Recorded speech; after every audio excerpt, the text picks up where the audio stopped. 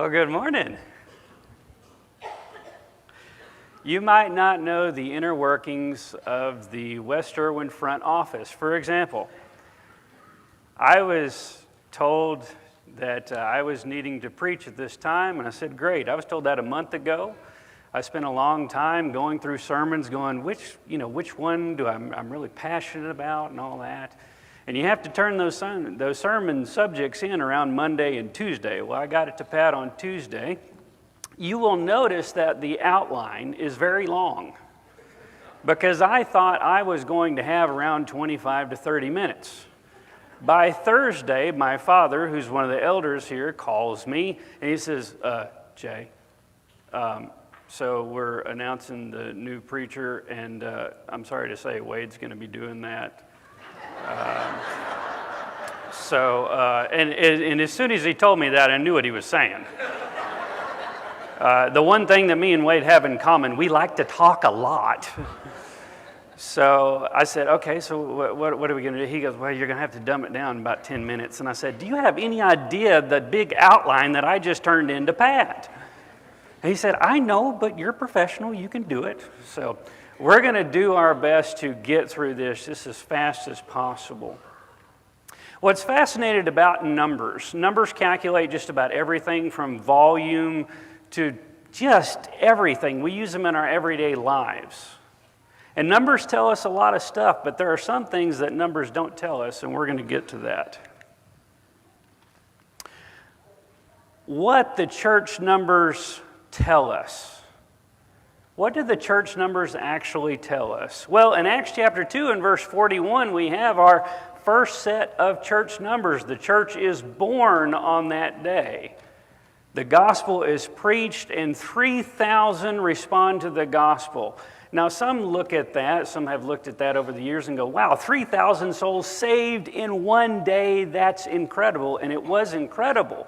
But if you compare numbers with the reality of the numbers of the day, what you'll find out is scholars tell us there could be anywhere from 20 to 30,000 people that heard the gospel. 3,000 responded. It doesn't exactly look very good at that point, but 3,000 souls were saved in that day. So we have our first set of numbers. So what do numbers with us tell us? Well, it tells us Bible class numbers, worship numbers, and who attended, and Wednesday night class. That's what the numbers tell us. How many people showed up?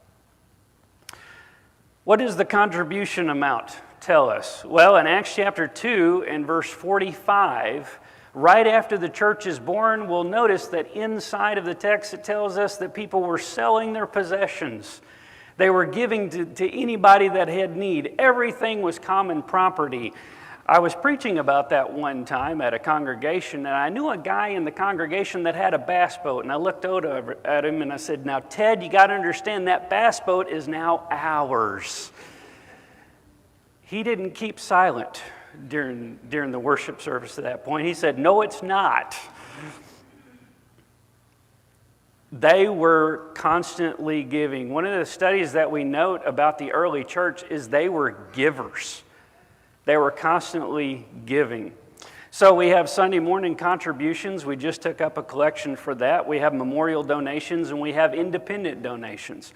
Memorial donations is when somebody passes away and they want to give in memorial of that. Independent donations, I've heard about stuff like that before where people just, sometimes it happens with real estate people. They make a bid sale and they'll go to leadership and they'll say, hey, I want to give to this or give to that, and it's very welcomed and it's great, that type of giving.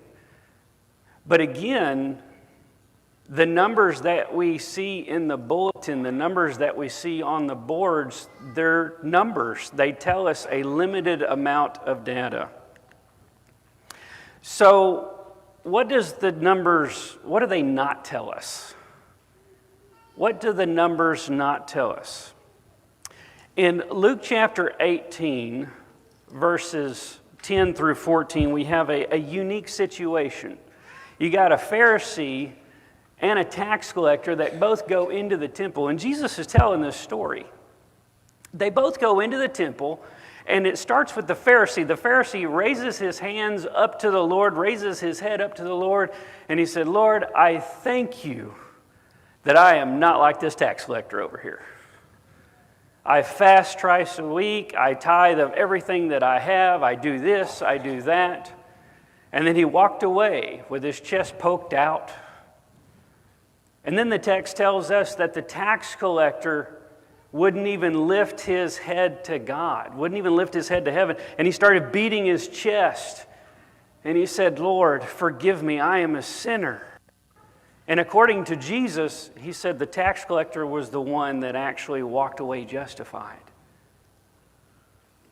You see, the number will tell us 2 were there that day.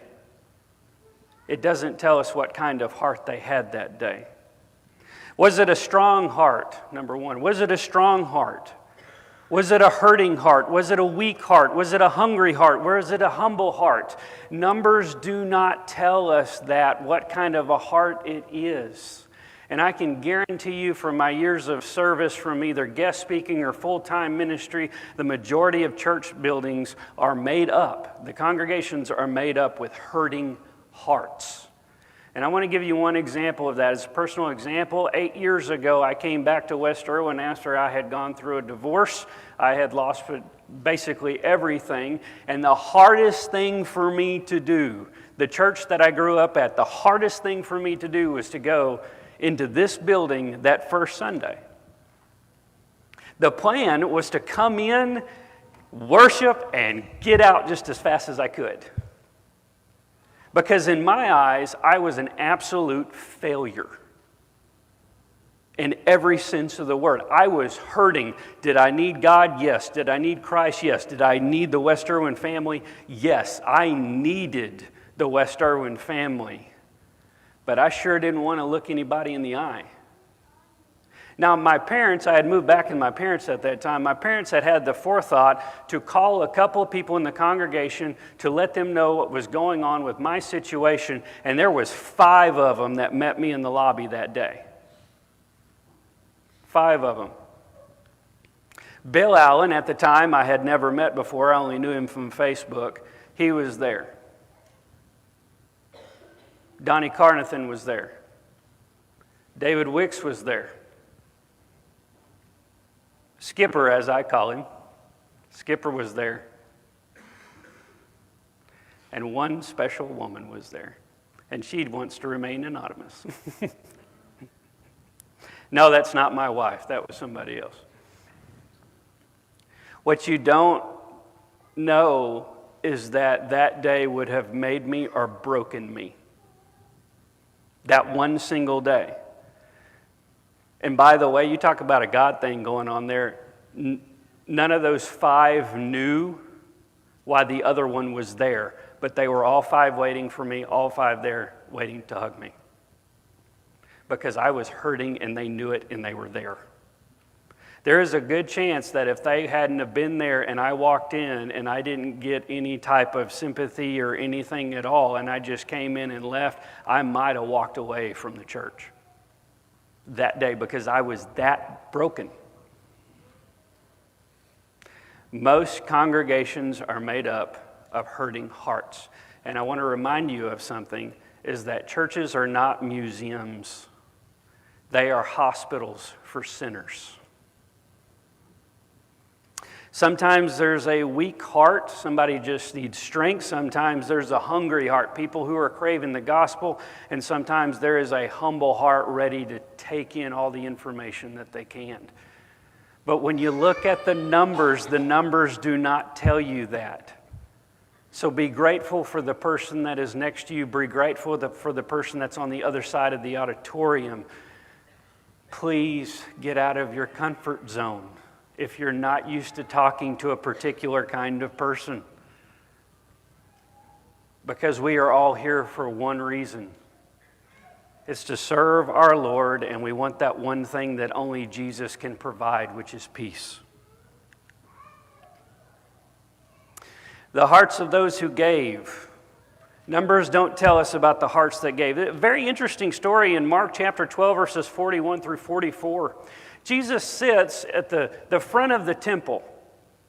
And that's where they actually put the box in order to put people's donations in there. And so he's sitting there and he's noticing several people are coming in and putting big sum of money inside of the box. And then he notices this old widow woman. She comes in and she takes 2 copper coins, which basically just amount to a cent, and she drops it in, and Jesus says, "You see that woman over there?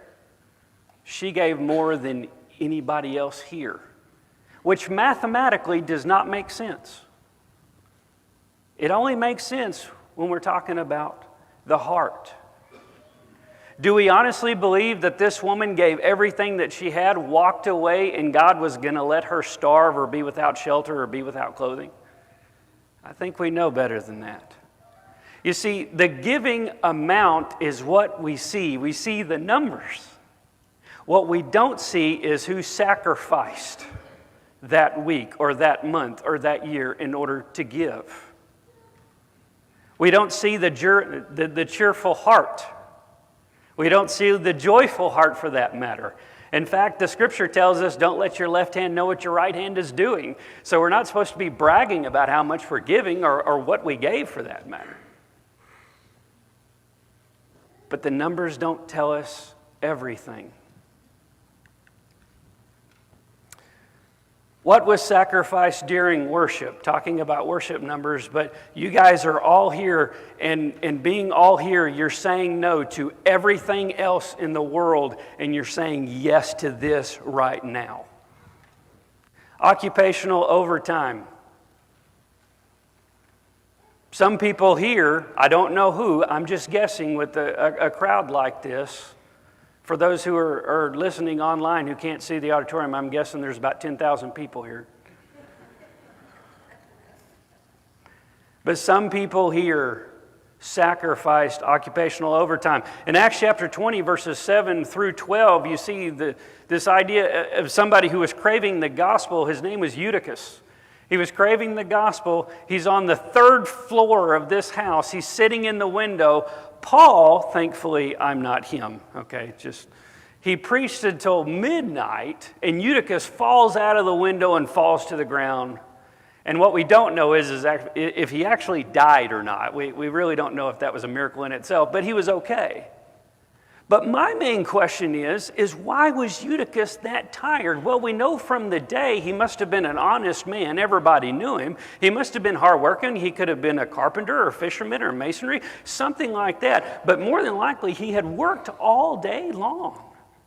But he was craving the gospel, and the guy just fell asleep in a very morbid, comical way, fell out the window. That's another reason why we don't have a balcony here, by the way. Business extra revenue. There are some people who have small businesses, and they've decided, you know what, we're not going to work on Sunday. We're going to sacrifice whatever extra revenue that is. Eating out to give more. There are some people that I have met in my lifetime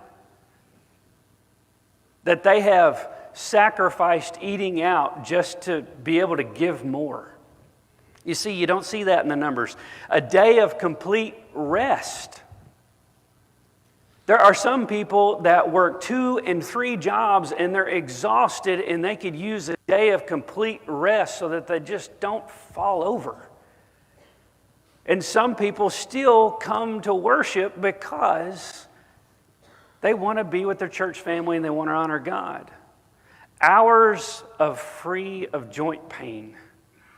Hours free of joint pain. I have met those in my lifetime that they are in such joint pain that it's easier for them to sit at home, be in a recliner, and almost not move because the joint pain is so bad. And yet I know there are some, I have met some in my lifetime, that they come to church anyway because it's the right thing to do. But the numbers don't tell us that. The little gas left in the car. You ever had that situation before? I've been broke twice in my life. It took me twice to learn how to ask questions. to figure out how to manage money correctly. And by the way, you got to be humble enough in order to actually take in the information when somebody's trying to give it to you. And I've been in those situations before where you got maybe half a tank left and you got to do something, you have no idea how you're going to put fuel in the tank. And lo and behold, something happens. Why? Because you gave it to God. But there are some people that they drive to church, they don't know where the money, they don't know if there's going to be enough fuel in the tank to get there and back and all that, but they do it anyway. The comfort temperature of the home. There's some people that hurt so bad that they just want to stay in the comfortable temperature of the home. The discomfort of a large crowd. Let me just throw this out here. There are some people who deal with what we call social anxiety, and yes, it is a real thing. And this is something that you actually have to deal with. It's not something you can just say, I'm not going to have social anxiety anymore. It doesn't work that way. And I know of people who still go to church into a decent size congregation, and sometimes they even pretend like they're okay when they're not, when in the back of their mind they are just anxiety ridden like crazy. But you know what? They still come to church because it's the right thing to do. The idea of embarrassment from a lack of knowledge. Some people have to get over the fact that they really don't have the knowledge they think they should have, and they don't want to be embarrassed because they've been embarrassed all of their life. Whether it was in school, whether it was just among friends, whether they said something they thought was truthful and somebody else laughed at them. But there are those that still come to church to learn, even though they feel they might be embarrassed. They have a fear of that. And the last one is sleep. I have known people that have worked 12-hour shifts from 6 to 6, actually where I work. Sometimes people ask me, how come you want to stay a security guard and not a cop? Because the cops work 12s. I work an 8. And by the way, I've got the best schedule on campus because I protect executives. But they work 12s, and some of them will work at night and then get off duty and then turn around and go to church, and they're exhausted. They might have had more problems on campus all night long, and yet they still go to church. But see, the numbers don't tell us that. What was sacrificed during the week? In Acts chapter 2, verses 46 through 47, there was a lot of sacrificing going on during that time. It says that they were constantly meeting in the temple together, breaking bread from house to house. They were constantly selling things, giving it to whoever had need. And the Lord produced their numbers more and more. I want you to think about this. You can look at the numbers all day long of this particular church and what's been given and who actually came to church. But it doesn't tell you the whole story. Because I know for a fact there are people in this congregation who are working during the week that you never hear about.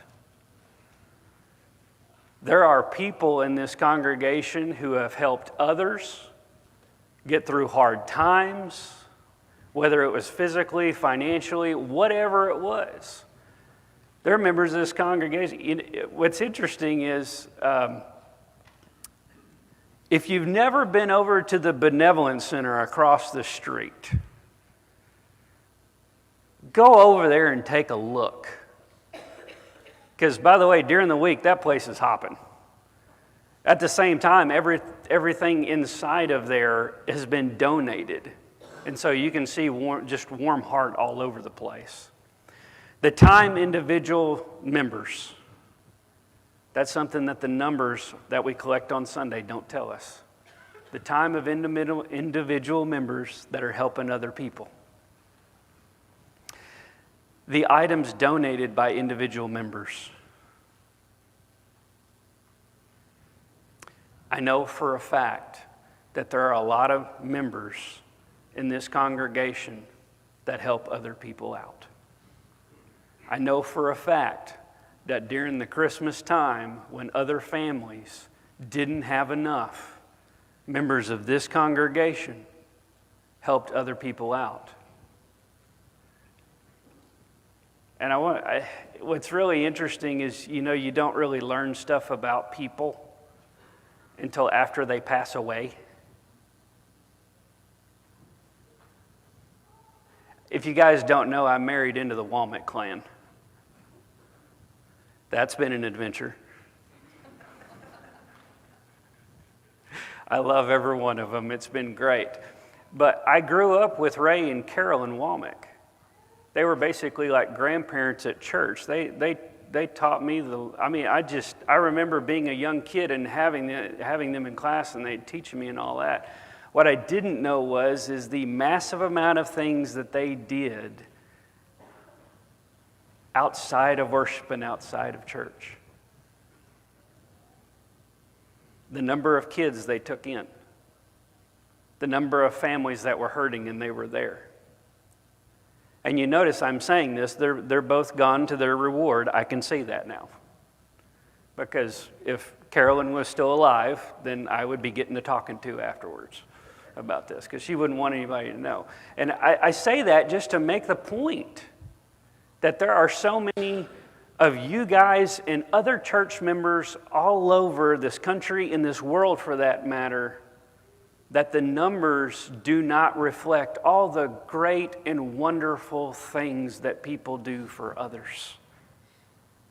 Do I believe the church is dying? No way. One, Christ said that the kingdom could not be shaken. It's not going to die. Will it ever be the biggest organization in the world? Nope. We learned that from Matthew chapter 7, verses 13 and 14.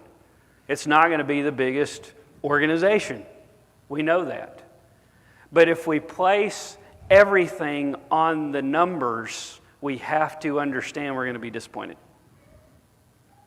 You cannot place everything on the numbers. Now, next week, Wade's going to get up. I'll be praying for y'all. I've got to be in Frankston next week.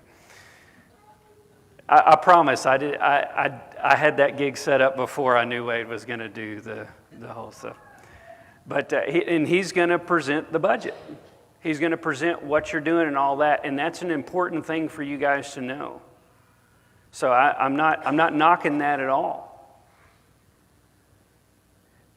But if we look at everything we do in just the form of numbers, we're going to miss the heart.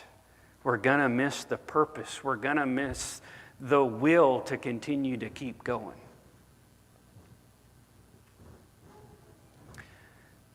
Numbers are good, but they don't tell you everything. And I just want to leave you with that this morning. Look at people. Look at the individual members that are around you right now and know that they have a heart. They have a soul, and they're trying to get to the same place that you are. And when you look at those numbers in the bulletin about how much money was given, which is fantastic, just remember, some of those that gave sacrificially, some in abundance, and most of the giving is actually done not here, but out there. This morning, if anybody has anything that they would like to pray about, we do want to offer an invitation to anybody who is in need. Whatever you need, please come while we stand and while we sing.